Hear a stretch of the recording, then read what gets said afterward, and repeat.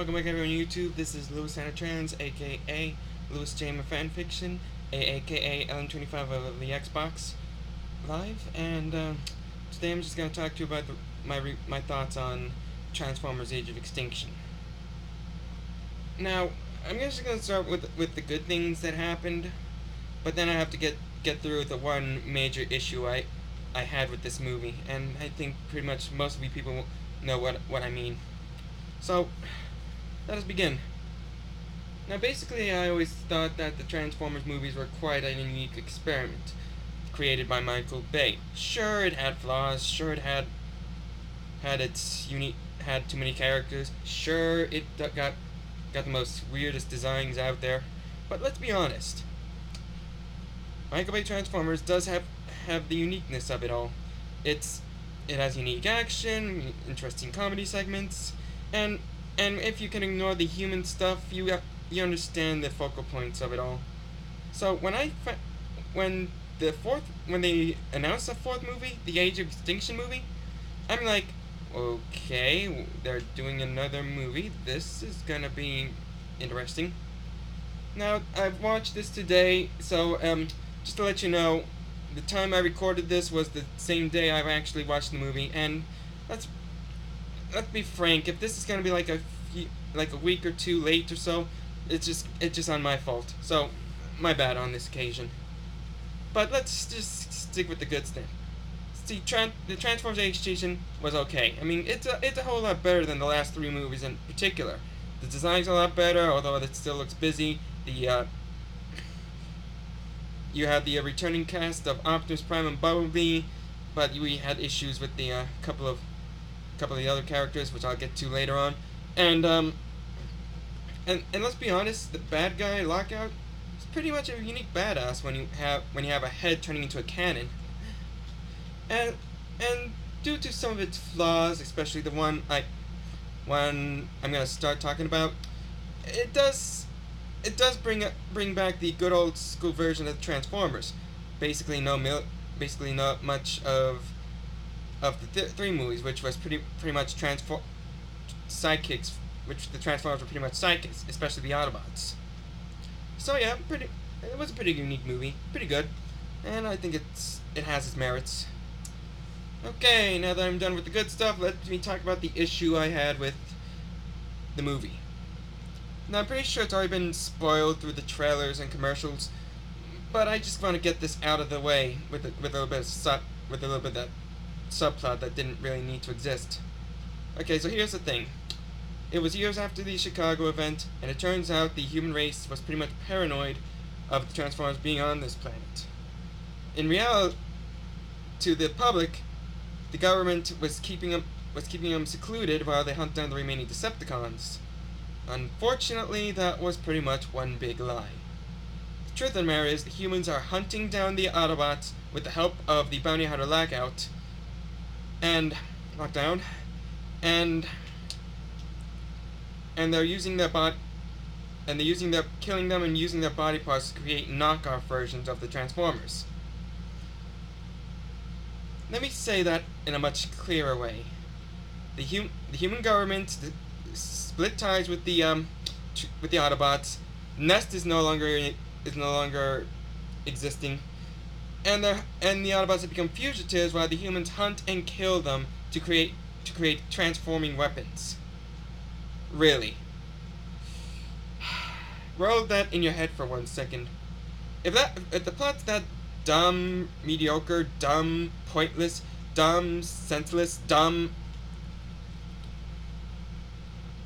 stupid, and dumber, I think that really takes the cake. Just let me be honest and clear. The humans can't be the enemies of the Autobots. No, scratch that. The humans can't be the enemy of the Autobots, period. When you watched all the good classic cartoon shows from past to present, you know that the Autobots will protect the humans no matter what the cost. They're trying to prevent any human casualties. They help them out in any way.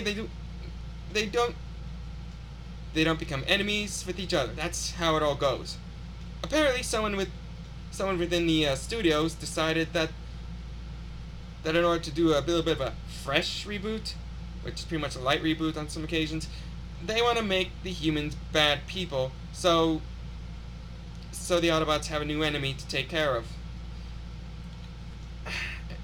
Now, that's beyond the most stupidest thing I've ever thought of, because the humans, they need the Autobots' help, and even if there's a chance there are still Decepticons out there, they still need their help. Now, as far as killing them off and turning them into to transform knockoffs, I find that to be stupid as well, because let's face it, we can't play God with the alien species, and if we do, there are consequences. You could see in the movie. I don't want to spoil much myself, but you know that sooner or later it's going to be another sequel out of this wreck, and we're all going to have to watch it again just to see what's going to happen next. And I feel as though it's kind of awkward and outdated that they have to go in this direction. Hell, these humans killed Autobots. They killed Ratchet, for crying out loud. Yeah, I'm gonna spoil it right there. They killed an original from the Transformers movies, and they're harvesting him for like this transformium, whatever they call it, and it's just stupid on my occasion. Hell, I'm not the type of person that wants to sit here watching human beings kill those that want to protect them. I think this is starting to get played out right now, because I know one specific movie that made the humans the enemies, and that's James Cameron's Avatar. Now let's be honest. Let me be brutally honest. I never watched James Cameron's Avatar, but it does look visually stunning. It does have a unique story base. It does have some unique characters, especially those Navi people, and it really has a lot of emotion. But the reason why I don't want to watch it is because the human military, basically the people we like to root for in every alien movie, become bad people. I mean, it's not like they become bad people. We can pretty much understand why they want to take over the Navi's planet. It's just that their planet is overpopulated and they need a new planet, but with the environment there, they can't sustain life. And then they have to go ahead and attack native tribes, and just to prove a point. And that's the issue I have. When you have the military overpowered weapons taking on the Navi's primitive weapons, that feels like pretty much a Call of Duty-esque modern warfare bullcrap they put in front of us. But of course, I'm pretty sure at the end that they're gonna have like those big monsters, so that pretty much evens out a few things. This is the same thing that happens with Transformers as the humans fight the very beings that were sworn to protect. And I could tell that the Autobots do have a little personal vendetta against the human race after what they've done to them. But it all feels so awkward and cheap on so many levels.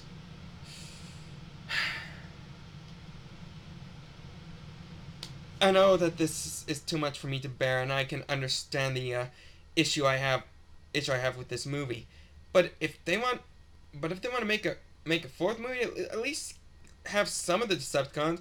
I'm pretty sure there's still some that survived the Chicago attack, and who knows, bring Starscream into the picture, since the leader is out of commission for now. A little spoiler warning on the fourth movie, but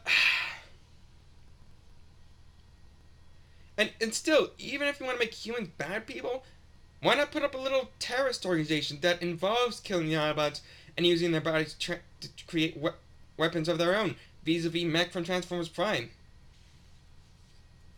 Come to think of it, I think that was the original idea for that movie. When a bunch of people were in the brainstorming meeting, and one came up with human terrorist organizations that wants to do those types of things. But then someone, in Yahtzee's words, a demented clown jumps up, bangs and say government conspiracies, and they have to shoehorn that into the mix. Now, to be brutally honest, it does fix a major problem with the past three Transformers movie, meaning that the military with the Call of Duty weapons became the focal point of the action scenes, while the Autobots become nothing but sidekicks, and resorted into being background noises for Michael Bay's little movie. And so yeah, one thing sucks a whole lot less. But still, we have zero clue on what happened between Dark Side of the Moon and Age of Extinction, because after the end of the third movie, the Autobots were pretty much heroes within its own wake, and then in the in between slots, there seemed to be pretty much a wedge in between both human and Autobot allies. Honestly, how did this happen? How did they get to where they were? Was there a dispute? Did they had an argument? Was there a little incident? I don't understand. Hell, it doesn't explain why they even bring in Lockdown to help hunt down Autobots. Just a random thing that they put up to make us interested.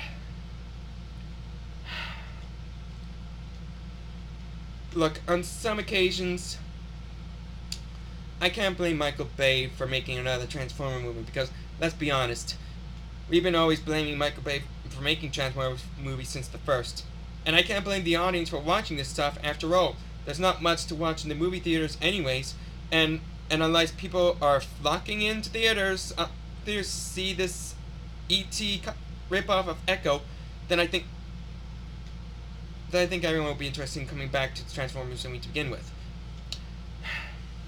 The only people I'm gonna blame, and I'm pretty sure some people would agree with me, is the studio.